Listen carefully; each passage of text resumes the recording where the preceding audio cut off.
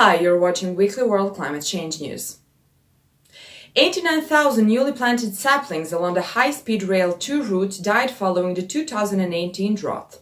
They will be replanted this summer. According to estimates, the new railway will impact 61 areas of woodland. To compensate for this enormous loss, the HS2 leaders have committed to plant a total of 7 million trees. Despite this effort, the Woodland Trust is one of the opinion that no amount of planted trees could make up for the loss of habitat of many wildlife species. A new hashtag is gaining popularity on Twitter. Give the kids your vote. It was born out of the idea that parents and grandparents should let their kids choose the candidates they will vote for in the upcoming European Parliament elections. The aim of this proxy vote is to make sure the voices of the younger generations are heard, especially considering they are the ones who will face the worst consequences of climate change. This movement, which has rapidly gone global, is a reminder for politicians to start acting now. According to the Norwegian Seafood Council, an exceptional algae bloom, possibly due to the recent warm weather, has killed 8 million salmon across Norwegian fish farms. Due to the limited space of the farms, fish cannot swim away and ends up suffocated by the algae coming in contact with its gills. It was estimated the algae bloom might have already caused an economic loss of about over £200 million. What is worse is that it is still spreading and cannot be stopped. Similar issues has also been encountered in West Scotland. New research published on Thursday in the journal Nature examines the makeup of plankton communities across the Northern Hemisphere.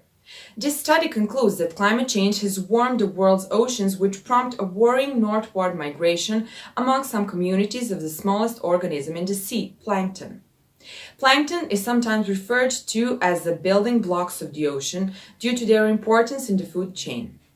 The apparent migration of plankton has consequences for the overall health of marine ecosystems. For example, in March, a team studying seals and whales in the Arctic found the animals were being forced to shift their feeding habits as the ocean warms, melting ice and prompting fish stocks to move. Young people around the world are expected to make history on Friday with a second global climate strike.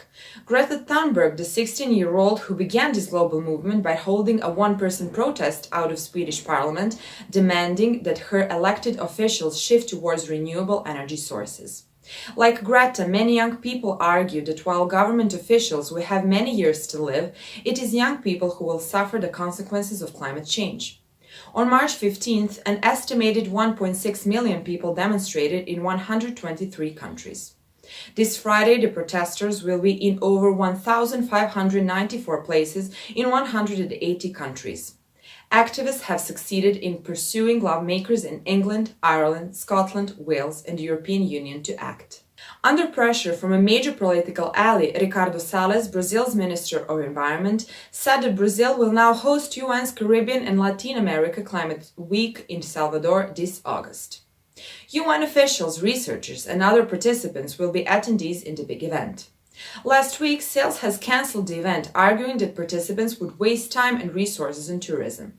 However, the Environment Ministry said it would participate, together with the Foreign Affairs Office, in all occasions leading up to UN's COP26 climate event to be held later this year in Chile. The global climate leadership of EU is at strike as a new political cycle commences amidst the progressive polarization of public opinion. The European People's Party group is foreseen to win the majority of seats. One of the foremost roles for the succeeding president is to come up with a commission whose strategic role is to cut across areas that are lagging behind, such as agriculture and transport.